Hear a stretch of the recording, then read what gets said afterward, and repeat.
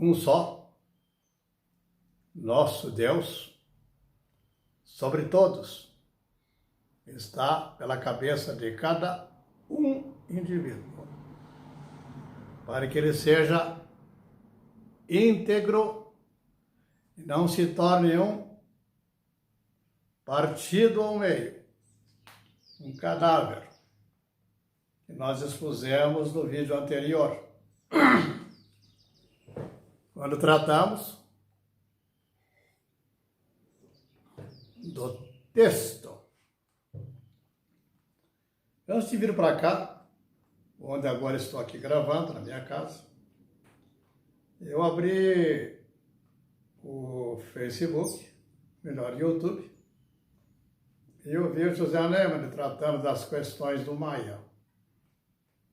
O Maia é um homem que usurpa da autoridade da instituição civil, que não é verdadeira, ela é falsa. E esse homem, um falso, ele está trazendo prejuízos grandes à nação. E tem muitos que lhe dão suporte. E esse suporte todos já os conhecemos. Não há dúvida a respeito deles. Não farão nada realmente em verdade e justiça, porque eles rejeitam a verdade que lhes é colocada por juízo do seu próprio íntimo, íntimo do qual não poderão fugir. É impossível que o homem consiga apagar das suas memórias os seus atos e a perversão que já fez uso através da autoridade que presumiu possuir. Não há possibilidade na transgressão se fazer por suporte de uma nação e por suporte de um povo que necessita realmente ser liberto e ter o seu devido, justo possibilidade de comer, beber e vestir. São roubados por aqueles que dizem seus benfeitores. Nessas figuras não há mais engano, não conseguirão mais esconder, porque não será mais lhes permitido se esconder ou esconder da sua nudez.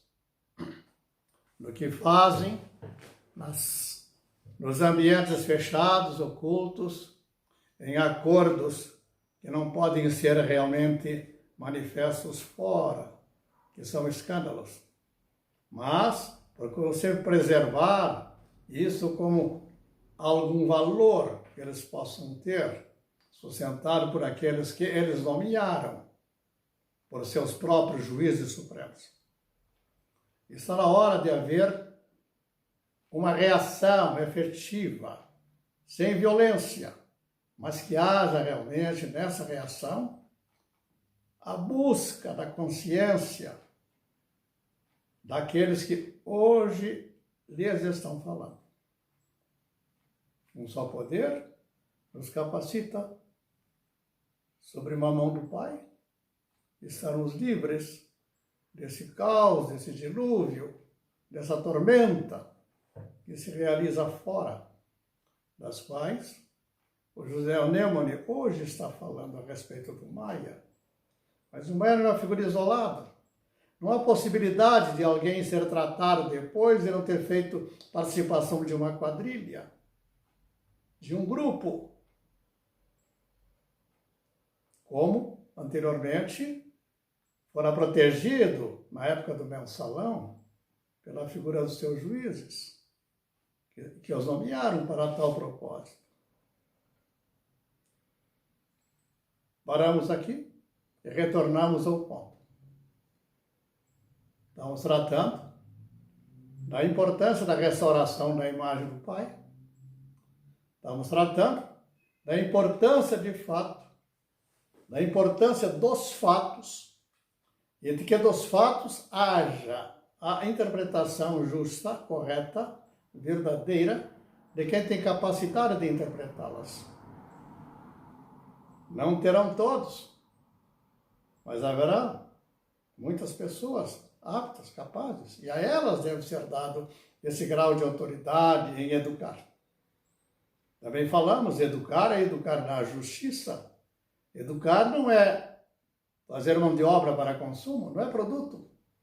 Mas o produto se tornou sendo o foco, a razão de ser, melhor de ter, de toda uma sociedade que vai gradativamente sendo conduzida à corrupção.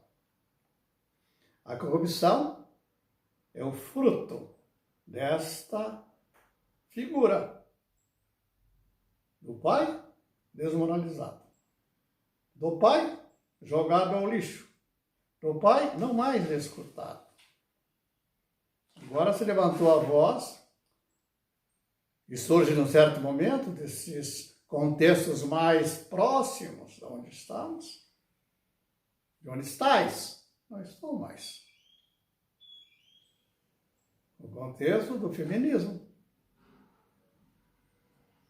Retorno da importância da figura do pai, relembrando que já foi dito aqui, que o pai é Pai Nosso.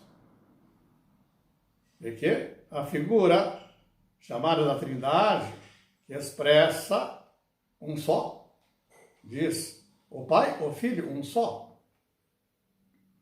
Veja. Não está externando mais de dois.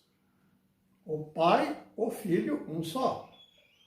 Essa declaração é tratada como fundamento de toda a proposição judaica, de toda a proposição do Islã, ou melhor, não via do Islã, ou do Islão, e do catolicismo romano. Se eu pego essa ordem, vocês vão denotar que naquele momento de um beco, melhor, de uma definição do caminho a tomar, num ponto que haviam se cruzando proposições que vêm lá da antiguidade, ali haverá um desfecho. Para que direção tomar? Para que direção o homem deve tomar? Lembram? Tem o pensamento ali de fato predominante do pensamento de um Deus eterno, que vem do hebreu, agora configurado na imagem de um templo em Jerusalém. Vem a convergência do pensamento grego, seus grandes filósofos. E agora tem uma figura bem distintiva, é a figura do romano. O romano não está anterior a esses, ele vem posterior. Mas veja, dessa dimensão do Império Romano, também se organiza a ideia de que tomar aquela imagem de Deus e colocá-la na figura de alguém que é de Roma. Continue em Roma. Continue em Roma. Essa figura mostra realmente o porquê o homem, melhor, tira o homem, as gerações consequentes da questão. Fora. E todas elas em grande convulsão de conflitos próprios, íntimos e assim por diante. Por quê? Ouvir um só sobre a cabeça foi retirado. Se tornou sobre a cabeça dos homens os chamados seus líderes. Dentro desse contexto que abrange esse sincretismo, essa mistura. Desta mistura, eu diria fundamental conseguirmos interpretar os seus textos originais, o porquê que aqui chegaram. Os contextos são os frutos manifestos em toda a história. Então, é necessário compreendermos assim. Isso cabe ao sociólogo, ao psicólogo, ao pedagogo. Eu falo de uma pedagogia extraordinária, que o Nazareno soube contar. Enquanto Moisés tratou da lei, organizando um povo, o Nazareno trata da figura de trazer de volta a imagem do Deus Altíssimo, expressa na imagem do Pai, para que haja ordem dentro da sua casa, e dessa ordem na sua casa também estar fora em toda a sociedade a partir dos fundamentos de cada família. Aí nós temos o mesmo fundamento familiar. Na família temos um ponto de referência de autoridade. Não tem mulher levantando o dedo no Congresso, na figura da Gleise, na figura da outra, daquela, aos gritos, querendo estabelecer que elas que determinam, de fato, como deve ser feito o definido na lei. Retiro-me. Precisam sempre elas darem essa autoridade. Façam. E esse que não tem sentido. Razão pela qual, aparentemente, você está falando de... Sim, eu tenho mulher e tenho filhas. Eu também tenho filhos. Como os conciliam? Em que palavra os conciliaram? Criando a imagem das mulheres, deles separados? Como é que fica essa irmandade, os irmãos? Mostrado. Essa figura que estou falando, de maneira aparentemente, exclusivamente, dentro de uma família, ela está exteriorizada em toda a comunidade humana. Na humanidade. Não humana. Na humanidade que procede de Eva. Esse é o ensino a ser compreendido. Como vai se estender, vou ficar por aqui e amanhã eu vou contar um pouco mais. Vamos agora fixar melhor a ideia dos textos e dos contextos. Entenda-se, pego todos os grandes nomes. Né? No momento que houver essa encruzilhadas dessas decisões da humanidade, em Jerusalém, ali está a figura da proposta de Abraão. Uma imagem de Abraão, e antes de Moisés, de Noé. E essa imagem agora está ali, um encontro com o pensamento grego, dos grandes filósofos gregos.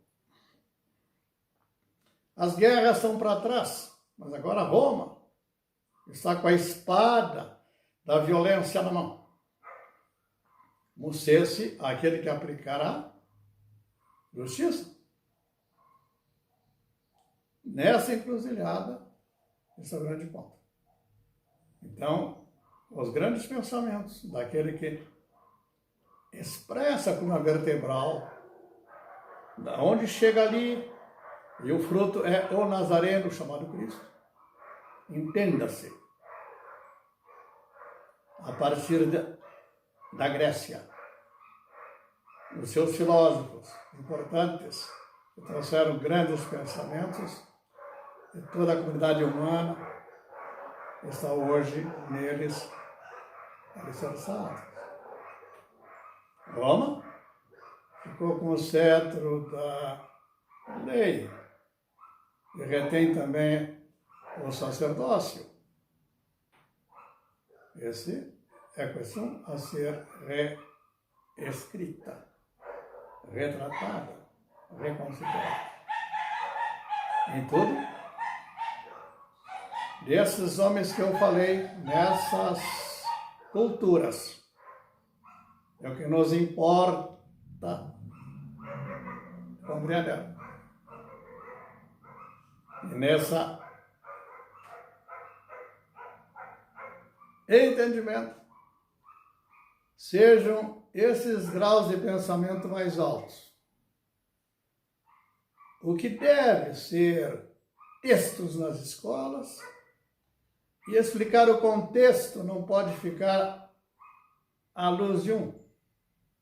Sejam dois. Porque havendo dois, testemunhas em verdade, todas as confusões vão ser dirimidas. Aqui ficamos, para não prolongar.